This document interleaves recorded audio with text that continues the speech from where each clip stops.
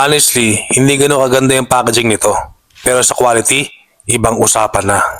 Real talk lang mga tol ha. Ang hirap makipagsabayan sa malalaking brands, di ba? Lalo na kung bago salta ka sa market. Tapos kulang ka pa sa alam sa online selling. Plus tipid budget pa sa marketing. Pero ayos lang, laban lang tayo. Hindi to rant video ha, chill ka lang.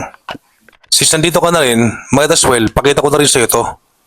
Ito yung Myriad Niacinamide Soap. Alam mo na siguro, pampaputi, pangtanggal ng acne. Pero to, seryoso, ibang klase to.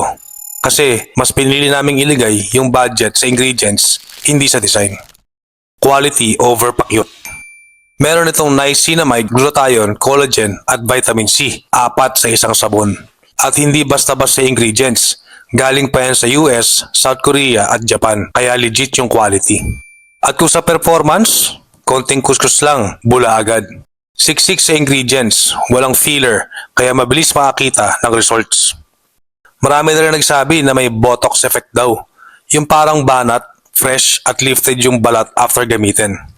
Pang babae, pang lalaki, pwede sa muka, pwede sa katawan. Okay lahat. Hindi lang pamaputi, mas solid to kung gusto mong mawala yung acne. Pero honestly, mas ma-appreciate mo talaga siya kapag na-try mo. Unahan na kita. Oo, medyo pricey siya kumpara sa iba. Pero that's because we don't compromise quality over price. Period.